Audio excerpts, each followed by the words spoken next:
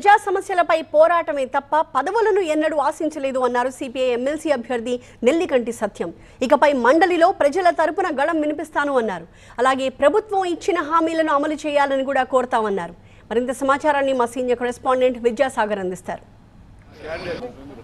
రాష్ట్రంలో వామపక్షాలు తమ ఉనికిని చాటుకునేందుకు ప్రయత్నిస్తున్న వేళ ఇటీవల స్థానిక ఎమ్మెల్యేగా గెలిచినటువంటి కూనంనేని సాంబశివరావుతో పాటు పెద్దల సభలో సైతం తమ వాణిని వినిపించేందుకు ఎమ్మెల్యే కోట ఎమ్మెల్సీగా సిపిఐకి ఒక అవకాశం దక్కింది. ఆ సిపిఐ ఎమ్మెల్సీగా అభ్యర్థిగా నామినేషన్ వేసినటువంటి నెట్టింపల్లి మనకి సత్యం గారు ఉన్నారు. ఎట్లా చూస్తారు? మీకు ఈ అవకాశం వస్తుందని భావించారా?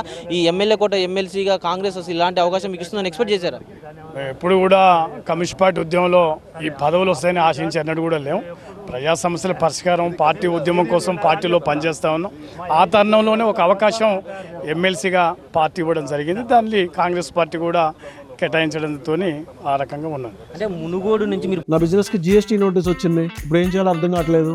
ఇప్పుడే ఒక జిఎస్టీ ఎక్స్పర్ట్తో మాట్లాడు. ఇప్పటికిప్పుడు జిఎస్టీ ఎక్స్పర్ట్ అంటే ఎక్కడ దొరుకుతారు? బాస్ వాలా బీ ద బాస్. పోటీ చేయాలని చాలా గట్టిగా వాదన వినిపించారు నల్గొండ సిపిఐ నేతలంతా కూడా. కానీ దాన్ని వదులుకోవడం ద్వారానే ఈ రోజు మీరు పెద్దల సభలు అడుగు పెట్టారనుకుంటున్నారా?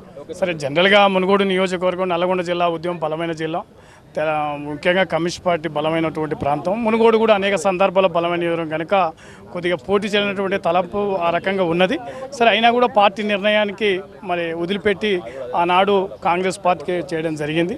దానిలో భాగంగానే సరే కొంత అవకాశం ఇవ్వాలని కోరడం జరిగింది. అంటే కాంగ్రెస్తో పొత్తు పెట్టుకున్నాక అధికారంలోకి వచ్చాక సిపిఐలో కూడా ఆశావాహుల సంఖ్య పెరిగిపోయింది. ఈ నేపథ్యంలో పల్లా చాడా వెంకరెడ్డి వారు తీవ్రంగా పోటీ చేశారు. నెట్టెంపల్లికి ఇస్తారా ఇవ్వరన్న ఒక సందిగ్ధత నెలకొన్న వేళ మీకు ఇచ్చినప్పుడు ఎలా చూస్తారు?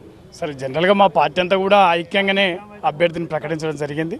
కొద్దిగా అభిప్రాయాలు ఉన్నా కూడా మరి పార్టీ కొత్త తరానికి ఇవ్వాలనేటువంటి అభిప్రాయంతో ఇవ్వడం జరిగింది. మరి ప్రత్యేకంగా అందరికీ కూడా రాష్ట్ర పార్టీ నాయకత్వానికి మరొకసారి నేను అభినందన తెలియజేస్తాను. అధికార పార్టీ హామీల మీద ఇటీవలే కూనంనేని సాంబశివరావు గారు కొన్ని సూచనలు చేశారు, ప్రశ్నిస్తూ ఉన్నారు. ఇదే వాణిని మీరు కూడా వినిపిస్తారా మండలిలో? తప్పకుండా ప్రజల పక్షంగానే ఉంటాం.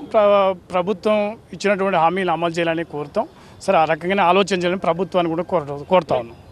డెఫినెట్గా రాష్ట్రంలో వామపక్షాల ఉనికి మెల్లగా పెరుగుతుంది. దానిలో భాగంగానే కాంగ్రెస్ పార్టీ పొత్తు ధర్మాన్ని పాటించడం అనేది చాలా సంతోషకర విషయం. అందులో తనకు అవకాశం ఇవ్వడాన్ని చాలా అదృష్టంగా భావిస్తున్నట్లుగా కూడా నెట్టింపల్లి సత్యం గారు చెప్తున్న పరిస్థితి కనిపిస్తుంది. కెమెరామెన్ శేషుతో విద్యాసాగర్, TV9 హైదరాబాద్.